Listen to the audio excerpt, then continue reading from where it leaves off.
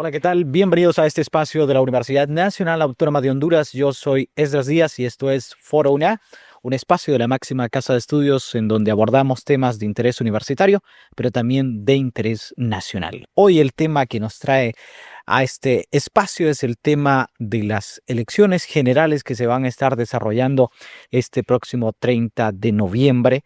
Y por supuesto vamos a analizar con expertos de la Universidad Nacional Autónoma de Honduras el panorama político a 30 días de estas elecciones. Tres partidos, tres candidatos con posibilidades claras de lograr la presidencia de la República, un escenario que representa, bueno, una competencia tripolar, probablemente la más pronunciada de las últimas épocas. Hoy vamos a hablar y hemos invitado a Alan Fajardo. Él es sociólogo y profesor de la Universidad Nacional Autónoma de Honduras. Bienvenido, profesor, un gusto tenerlos con nosotros. Mucho gusto. Bien, hemos invitado también a la abogada y académica Marjorie Echenique. Ella tiene una maestría en ciencias políticas, en derecho público y en derechos humanos. Un placer, mucho gusto, gracias. Bien, y también hemos invitado al profesor Marvin Lemus. Él es catedrático del Departamento de Historia de la máxima casa de estudios. Bienvenido, profesor. Buenas tardes, muchas gracias. Bueno, Somos eso. ya se conocen, ya hemos estado hablando tras cámaras de lo que será a 30 días de las elecciones el panorama político de Honduras. Pero bueno, a 30 días de las elecciones, ¿cuál es la radiografía del panorama político nacional? Comenzamos con las damas, así. Bien, muchísimas gracias. Efectivamente, un ambiente y un escenario bastante polémico, bastante controvertido. Un proceso electoral que nos invita a estar muy alertas y muy atentos. Cada día aparecen nuevos escenarios, nuevos actores, nuevas actuaciones también dentro de esta puesta en escena previo a un proceso electoral que debería de representarse como una fiesta democrática, pero lejos de serlo, nos pone en una crisis política e institucional muy fuerte. Realmente creo que ese contexto es importante porque, si bien es cierto, hemos salido del tradicional bipartidismo, hoy nos configuramos con tres fuerzas electorales, bueno, que se llevan la mayor parte de la representación electoral, y siempre partidos pequeños, ¿verdad? Partidos tradicionales que han estado siempre ahí, pero que sabiendo no llevan la ventaja o realmente la competencia es entre ellos. Hay muchos elementos, nuevos actores como el Ministerio Público, las Fuerzas Armadas, quienes toman un rol protagónico también en este proceso electoral. Ya no solamente es el Registro Nacional de las Personas, el CNE, ¿verdad? Los partidos políticos, la sociedad civil, los tanques de pensamiento, las nuevas organizaciones también internacionales que se van poniendo y van actuando de mejor manera. Tal vez por dar un contexto así de rápido. Bueno, como lo ha dicho, es un ambiente de polarización el que estamos viviendo, de tensiones, en el que, como usted lo mencionaba, se ha puesto en duda la credibilidad de las instituciones electorales, el papel de las Fuerzas Armadas, la institucionalidad en general. Así que es un panorama complicado a 30 días, pero bueno, ¿cuál es la visión del profesor Alan Fajardo sobre, bueno, el panorama político a 30 días ya de las elecciones? Sí, bueno, vemos que hay un nuevo panorama. Que anteriormente había un sistema político bipartidista y hay un nuevo actor, Nuevo elemento. un nuevo elemento que es el Partido Libre, que en realidad es una decisión, o sea, por lo menos la mitad de una decisión del Partido Liberal, y que en realidad siguen siendo liberales, a mi juicio, nada más que con otra tienda política, y la izquierda también, ¿verdad? Un sector de la izquierda que encuentra una forma de potenciarse en alianza con un sector del Partido Liberal. Y vemos otro elemento es que cambian los otros actores políticos. Eso hemos comentado fuera de cámara antes y durante este programa fuera de cámara con la maestra Marjorie, diciendo con Marjorie Echenique, que hay una insurgencia de nuevos actores políticos que de alguna manera disputan a los partidos políticos y movimientos políticos el monopolio, ¿verdad?, de la representación, que antes eran el movimiento obrero sindical, el movimiento campesino, los pobladores. La iglesia siempre ha tenido un peso, las iglesias, cada vez más los protestantes y menos la católica, porque ahí tienen más peso la iglesia crecientemente, las iglesias sobre todo pentecostales.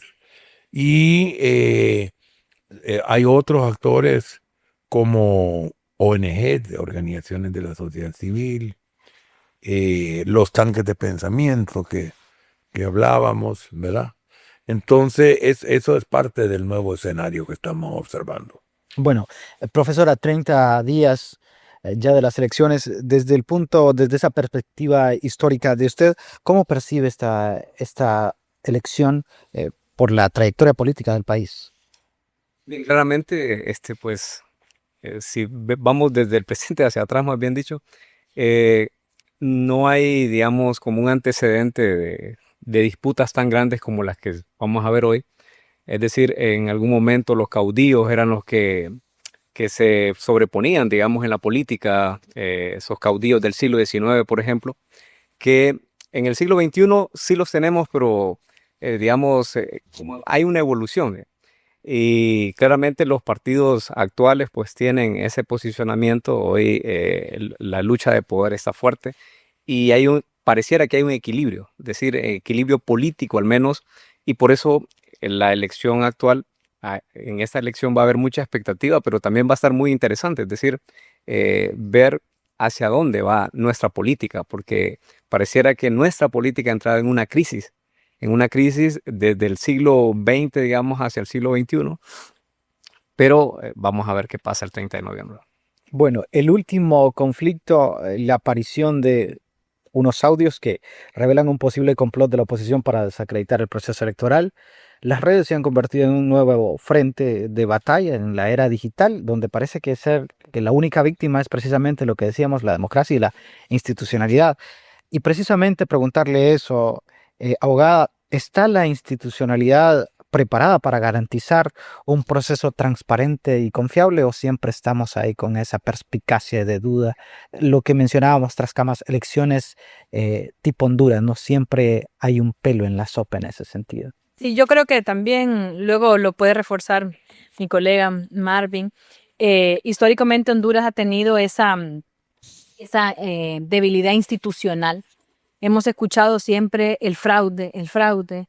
Quien pone el presidente es determinado actor político, quien decide no somos nosotros.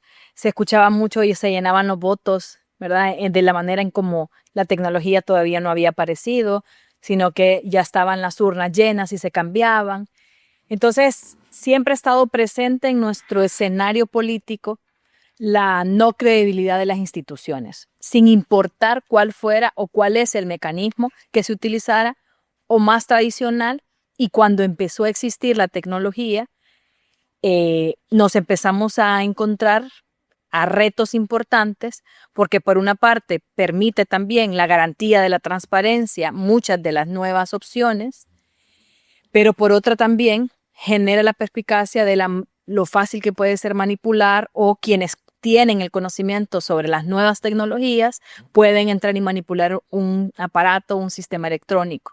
Pero más allá de eso, efectivamente, con la entrada de la denuncia que hizo el consejero Marlon Ochoa, que posteriormente el Ministerio Público se pronunció en conferencia de prensa, pues vemos aparecer nuevamente elementos tecnológicos como otra herramienta política más de ataque o de defensa, pero que nos ponen en un nuevo escenario. Ya no es el escenario tradicional de dos partidos que asistían a votar y las urnas se llenaban en papeletas y se contaban voto por voto, sino que hoy vemos nuevos actores, más partidos políticos, un clima más polarizado. Empezamos a ver un debate ideológico a pesar de que la población no termina de entender cuál es una u otra ideología.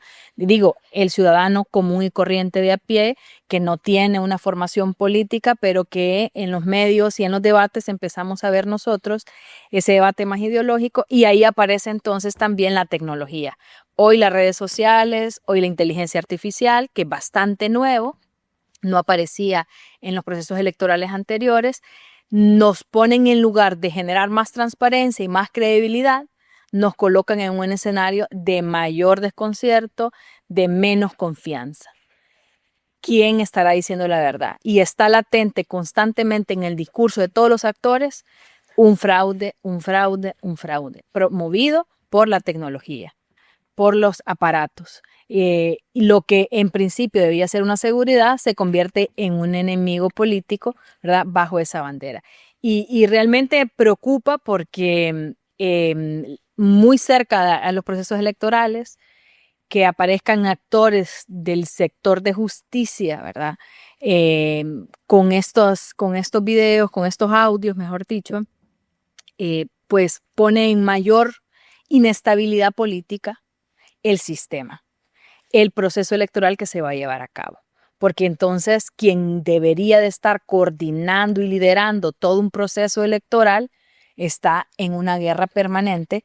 ¿Y cómo pueden liderar entonces 3 consejeros una institución cuando en realidad ahí hay un frente de ataque abierto y una guerra abierta? Eso para el electorado, eso para la democracia, eso para el país no es positivo bajo ninguna mirada. Más o menos. Bueno, en ese sentido, ahorita están los ánimos caldeados. ¿Usted siente, profesor, que en los próximos 30 días esto va a ir en aumento como una olla de ebullición? ¿En qué puede terminar toda esta incertidumbre? Lo que mencionaba la abogada de todos estos autores políticos e institucionales involucrados, es un caldo de cultivo que podría salir desastroso para el país. Me temo que en la medida en que dejemos solos a los partidos políticos y la ciudadanía no se haga sentir, y los otros actores políticos que estamos hablando puede caer en esto, ¿verdad? Pero hay que ir impulsando la ciudadanización de la política, hacerle caso a Freddy Ebert, que dijo: no hay que dejarle la política a los políticos, solo a los políticos, le agrego yo, ¿verdad? Siempre va a ser de los políticos, pero que no sea solo de los políticos. Y hay que meter a los jóvenes, hay que impulsar la formación ciudadana también, que no hay nadie educando a la ciudadanía. Hay partidos políticos que educan en su programa político, ideológico, pero formar ciudadanía no lo está haciendo nadie. Lo debiera ser la academia, empezando por la UNA, ¿verdad? Entonces, en esa medida, puede ser que se vaya caldeando más los ánimos, y sobre todo porque evidentemente hay una disputa, sobre todo entre el Partido Liberal y Libre, ¿verdad? Y los diversas encuestas le dan el gana a uno o al uno. Decíamos a Extracámara que dependiendo de quién pague la encuesta, el ganador, ¿verdad? Entonces esto revelaría quizás que hay cierto, alguna forma de empate ahí, ¿verdad? O un margen pequeño, que el que gane va a ganar por un margen relativamente pequeño, y esa caldea más los ánimos.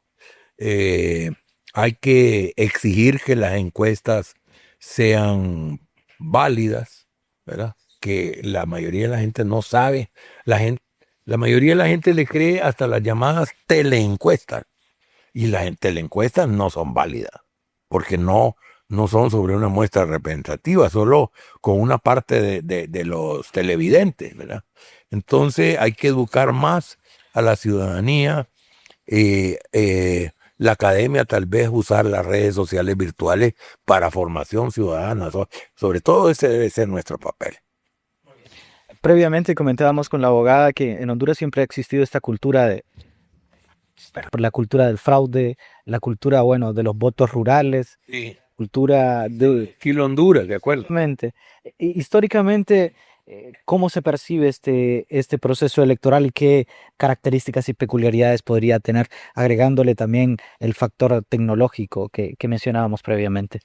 Bueno, quiero empezar recordando de que, por ejemplo, a finales del siglo XIX, es decir, después de una de las constituciones, creo que es la de 1898, que le llaman la gloriosa, hacia atrás el voto era público. Es decir, el voto tenía que decirlo público usted. Y luego se hizo una reforma en la Constitución para que el voto fuera secreto. Pero eso, decir, tenía que acarrear algún tipo de cosas. Por ejemplo, que el censo se hiciera previamente. Porque anteriormente a eso, el censo se hacía el día de la votación. Es decir, ahí se hacía el censo. Y tenía que tener papeletas después, hacer papeletas para la elección. Entonces, veamos cómo ha ido cambiando esa parte, pero el fraude siempre ha estado en el voto público y en el voto secreto. Siempre ha estado ahí. Pero como hablamos extra cámaras, es que el fraude también es subjetivo. El fraude es una percepción al final, porque ¿quién dice que es fraude? Probablemente si la elección fue limpia, la elección se respetó, pero hay grupos que siempre van a ir hacia eso. Y es por eso la historia recoge todo ese tipo de información. En Estados Unidos, por ejemplo. Sí, sí, claro. Entonces, en estos grandes naciones que son como las que manejan los hilos de la hegemonía en el planeta, digamos, pero pues esperamos que con estos medios electrónicos, medios tecnológicos y todo lo demás, se logre reducir esa percepción de el fraude. A ver, eso va a estar ahí. El fraude es histórico, además de eso. Solo ha ido cambiando la forma del fraude, es lo que ha cambiado, más no, digamos, la esencia del fraude. Entonces, esperamos nosotros que al menos esta elección del 30 de noviembre, el margen sea menor que lo que hemos tenido en los últimos 2 décadas, digamos. Y yo creo que ahí, para complementar un poco lo que él mencionaba, efectivamente el fraude siempre está ahí. Y la pregunta que hacía, pero entonces, ¿quién dice que es fraude o que es una elección limpia? Y para eso el llamado CNE, ¿no? Y luego también se crea el Tribunal de Justicia Electoral para que sea un órgano independiente que permita entonces a la justicia, separado de todo lo que es el poder tradicional de justicia, el poder judicial, dirimir esos conflictos que hoy se encuentran en conflictos. Y luego van a aparecer entonces más actores, que es un poco lo que hablaba el profesor Alan, los famosos observadores electorales, uno de los procesos electorales que tal vez pueda estar más observado, porque colegios profesionales están haciendo el llamado para inscribirse, tanques de pensamiento, sociedad civil, el mismo ciudadano está yendo a hacer la observación al momento del escrutinio, estén o no estén acreditados. Pero cuando nosotros tenemos un CNE en guerra, ¿cómo legitimar si es o no un fraude? Porque si hay 3 consejeros y uno con otro o entre ellos están en conflicto, eso nos va a generar realmente un quebrantamiento sobre la veracidad de los resultados. Y eso no es positivo para quien salga victorioso, porque los próximos 4 años no van a tener la legitimidad que deberíamos de tener. Y ahí entonces los observadores internacionales, que realmente se pronuncian, pero tampoco son un elemento decisorio para decir, sí, ya dijo la Unión Europea, ya dijo la OEA, porque también hemos perdido credibilidad en cualquier tipo de observación electoral. Y esto, vuelvo y digo, no es positivo para la gobernanza y la estabilidad política y económica de los próximos 4 años, porque siempre va a estar en la narrativa que ese o esa presidenta llegaron a través del fraude y que ese proceso electoral es fraudulento por cualquiera de los sectores. Y eso resta de legitimidad, resta de credibilidad, de respeto incluso a la autoridad, y puede surgir entonces movimientos sociales que se levantan en contra de aquellos que fueron fraudulentos, de los resultados, y es peligroso mantener un ambiente y un clima político de esa naturaleza, porque el hondureño lo que hoy reclama es trabajo, trabajo, trabajo y seguridad. Y realmente la inversión pública o privada y el trabajo se va a generar también con paz, con cohesión social, con tranquilidad, ¿verdad? El hondureño y la hondureña quieren un proceso electoral cada 4 años para que luego poder tener oportunidades de trabajo, poder tener oportunidades de desarrollo, acceso a la salud, a la educación, etcétera. Y ahí es donde no estamos pensando en Honduras, que los procesos electorales distorsionan esta realidad, generan inseguridad jurídica, generan inestabilidad social y entonces Honduras no se desarrolla, tanto social como económicamente, ¿verdad? Otro tema que sería importante tener la perspectiva de ustedes es el tema del abstencionismo, ¿no? Es decir, existe por parte, sobre todo de las nuevas generaciones, un desencanto con una clase política que lo vemos todos los días, ¿no? Es una pelea de perros y gatos todo el tiempo y existe esa indiferencia de si no voto, pues no pasa nada y si voto también. ¿Cómo ver ese tema del abstencionismo? Sí, tenemos que analizarlo mejor, ¿verdad? Yo en un tiempo estuve haciendo ciertos sondeos, cierta revisión y el abstencionismo se iba profundizando. Pero con esa última elección, un fenómeno fue que fue a la inversa, hubo mayor participación, sobre todo juvenil. ¿Verdad? Este gobierno, en gran medida, fue electo por creo que el segmento decisorio fue juvenil. Entonces, ese es una especie de nuevo actor, porque antes los jóvenes no participaban, eran los más abstencionistas, y ahora parece que los jóvenes se están interesando y están empezando a entender que no es cierto. O sea, las generaciones anteriores creían que no había relación entre quién gobernaba y su día a día y su vida cotidiana. Y los jóvenes parece que son ya más alirusados, más gente que sabe que sí puede tener que ver su vida cotidiana con el gobierno que está de turno. Entonces vemos ese abstencionismo, la tendencia parece ser que ha variado. Vamos a ver cómo se comporta ahora. Y yo diría que lo que la gente quiere, los electores, es empleo, seguridad ciudadana y una canasta básica accesible. Esas son las tres reivindicaciones mayores, y quien logre convencer de que van a incidir más en esto va a influir en el resultado electoral, me parece a mí. Bueno, muy bien. Bueno, y ya hablando un poquito también estamos hablando de todos los problemas que han tenido las distintas contiendas electorales a lo largo de la era democrática del país, pero desde su perspectiva, profesor, ¿qué lecciones del pasado podrían ayudar precisamente a fortalecer esa cultura democrática, sobre todo en este proceso electoral que será tan determinante para la vida política del país? Bien, si hacemos como un chispazo así rápido, históricamente hablando, nosotros tuvimos el primer presidente constitucional, digamos, ya en la última fase de la República Federal, específicamente más o menos en 1840, con Francisco Ferrera. Entonces ahí inicia, digamos, la vida política más independiente, hablando en Honduras, ¿verdad? Y claramente es importante que los muchachos, como decía el profesor, sepan que ha sido un voto sufrido. Es decir, antes sí, claramente solo votaban los hombres, pero no todos los hombres, como hablábamos extra cámara también, sino que para que usted votara, primero es que no tenía que ser en esa categoría que nosotros le llamamos ser de las clases bajas, sino que tenía que tener tierras, tenía que saber leer y escribir, tenía que tener 21 años. Entonces había mucha traba en ese momento para poder votar. Ahora solo es tener 18 años y saber por qué candidato va a votar, es decir, escuchar sus discursos y votar. Pero yo creo que una de las elecciones históricas en este país y que rompió con cualquier esquema, digamos, a nivel centroamericano también, es la votación de Ramón Villeda Morales. ¿Por qué? Porque ahí por primera vez participan las mujeres votando, es decir, y de forma optativa. Y también hablamos fuera de cámara que no todas las mujeres, es importante decir eso, sino las letradas o las que sabían leer y escribir en ese momento. Entonces, ¿qué pasa? Ahí surge ese actor de la mujer, y claramente ya la votación va a ser más masiva. Entonces, por ahí se rompe, digamos, hay como un punto de quiebre en la cuestión de elecciones a nivel de Honduras.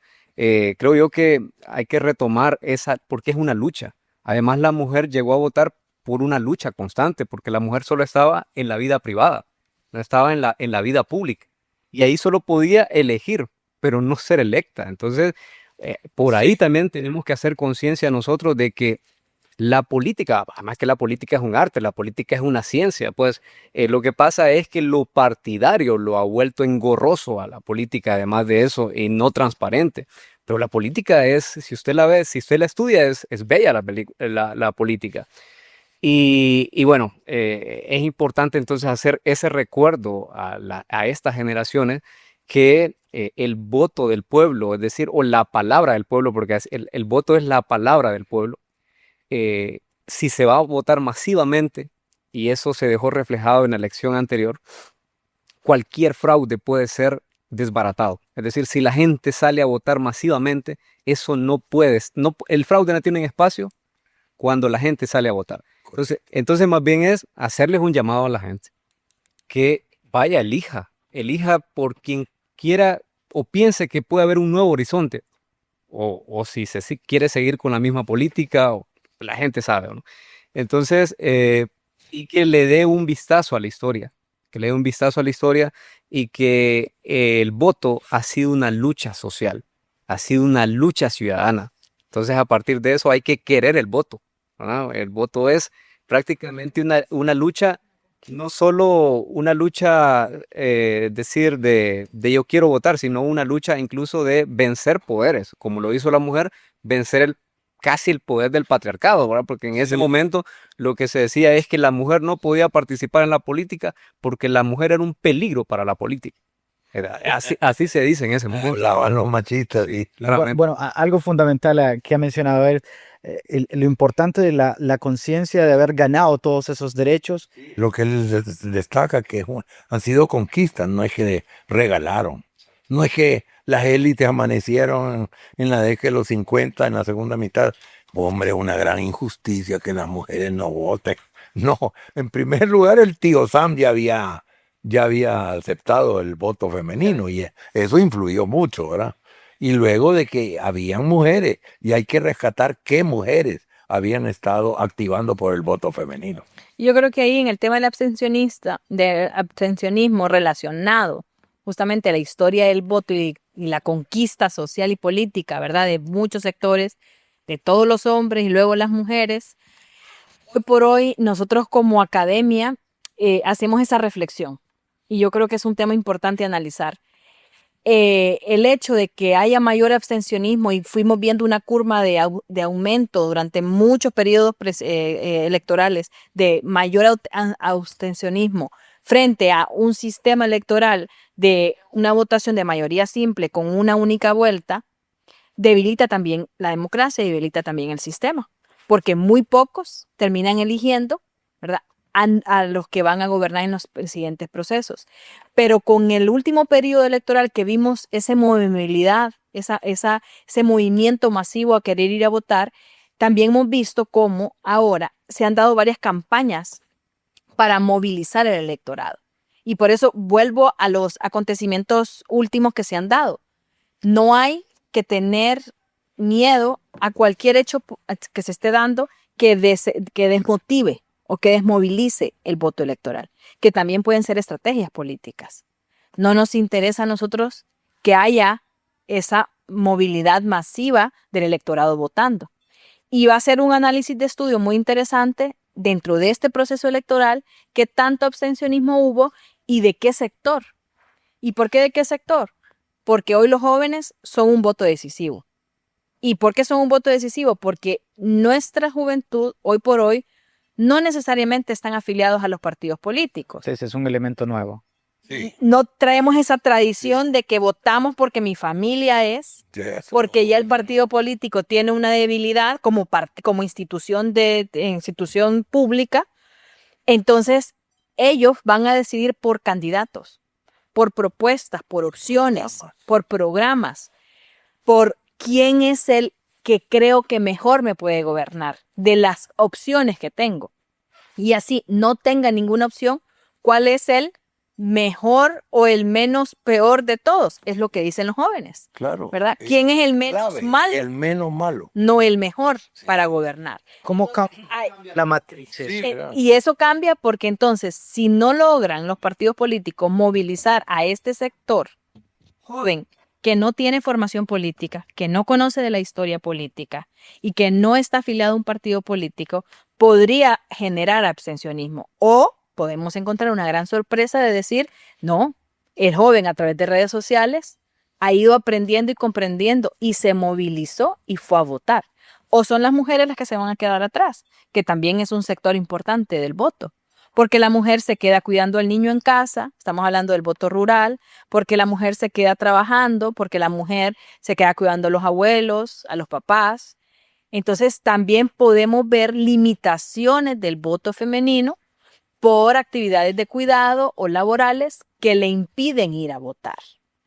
Entonces ahí es donde vamos a ver cómo los partidos políticos, y no solo los partidos políticos, estas instituciones que quieren cuidar el proceso electoral, han generado lo suficiente conciencia y campaña para que no se dé este abstencionismo y para que realmente cualquier idea que quede ahí en nuestros discursos de fraude pueda vencer cualquier tipo de fraude, la movilidad masiva del voto de todos los sectores desde temprano, a primera hora, que creo que eso va a ser un elemento clave también. Bueno, ya supongamos que el 30 de noviembre todo sale, esperemos que todo sale bien, hay que esperar lo mejor y prepararse para lo peor, ¿no? Se podría decir, eh, ¿cuál sería el escenario político una vez que ya terminen estas elecciones, profesor Fajardo?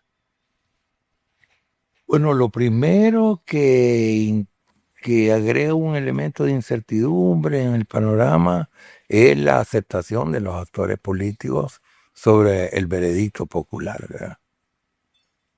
Ya vemos, mencionando al tío Sam que yo mencionaba, de que todavía hay un presidente ahí que alega que le robaron las elecciones anteriores, ¿verdad? Cuando es un sistema bastante blindado el gringo.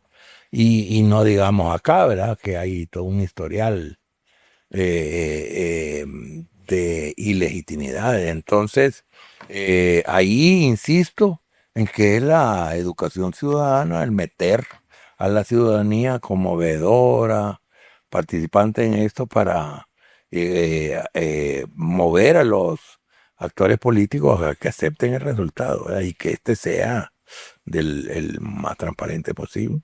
Muy bien, ya por ir finalizando, ya llevamos más o menos 40 minutos hablando del panorama político de Honduras. Si tuviéramos que definir en una palabra el momento político actual de Honduras, ¿cuál sería, profesor, y por qué? Vuelvo con esta palabra interesante. Históricamente se vuelve interesante porque nunca en la historia había existido una contienda electoral así a esos niveles, es decir, que no se sabe. Es decir, hoy no podemos decir, no, este partido ya la ganó porque históricamente lo gana. No, ahora hay un posicionamiento y parece que hay expectativa y eso es bueno también. Nosotros estamos viendo aquí el tema de los fraudes y todo lo más, pero veamos la expectativa que está creando este tipo de lucha, porque es una lucha. Al final, las contiendas electorales son así, son luchas, ¿verdad? Y al final siempre tiene que ganar uno. Entonces, es importante que al final esa expectativa la lleven al centro de votación. O sea, que no solo se queden viendo en la televisión y a ver quién gana, no, sino que vayan allá. Entonces, eso interesante y que vayan a votar. ¿Abogado? Sí, yo creo que diría nuevo. Nuevo porque hay elementos nuevos, tecnología, inteligencia artificial, redes sociales. 3 partidos en la lucha del poder, a pesar de que ya se habían dado anteriormente, este es un proceso nuevo porque la reconfiguración del poder se da de manera distinta. Ya Libre gobernó, entonces ya se conoce cómo se gobierna y el electorado sabe también cómo gobierna Libre. Y ahí da otros elementos. Nuevo porque definitivamente los hechos y acontecimientos nos están diciendo qué puede suceder. O sea, hay altas expectativas. Es un proceso no tradicional, ¿verdad? Y definitivamente va a marcar un antes y un después sobre qué viene políticamente para Honduras de aquí en adelante. Bien, profesor, una palabra, es difícil encapsularlo en una sola palabra, pero sería interesante conocerlo. Sí, las elecciones están sobre todo en función, los dos temas en el fondo son Estado de Derecho y programa económico, que parece que una de las opciones eh, es muy diferente supuestamente a las otras dos en cuanto al programa no neoliberal, pero al mismo tiempo una buena parte del electorado siente que está amenazado el Estado de Derecho, que supuestamente el otro candidato puntero lo estaría garantizando. Entonces, por ahí están las opciones. Muy bien. Bueno, a mí no me queda más que agradecerles por haber aceptado la invitación a este espacio de la Universidad Nacional Autónoma de Honduras. Mensaje final brevemente, un llamado a lo que mencionaban, ¿no? A incentivar el voto, a llamar a la juventud a votar, a tomar conciencia de la importancia que tiene para el futuro político, bueno, para el futuro de la nación de forma integral, a los estudiantes, sobre todo a los estudiantes de la Universidad Nacional. Por el profesor y terminamos con la abogada. Voy a rescatar una leyenda, digamos, de cómo se escribe la historia de nuestro país. Decía un autor que la historia de Honduras se puede escribir en una lágrima. Es una lágrima. Entonces, al final, este país ha sido un país sufrido y aguantado con todo. ¿Cómo no vamos a aguantar con una elección del 30 de noviembre? Así que, al final, no tenga miedo, vote, que es su derecho y que ha costado mucho históricamente.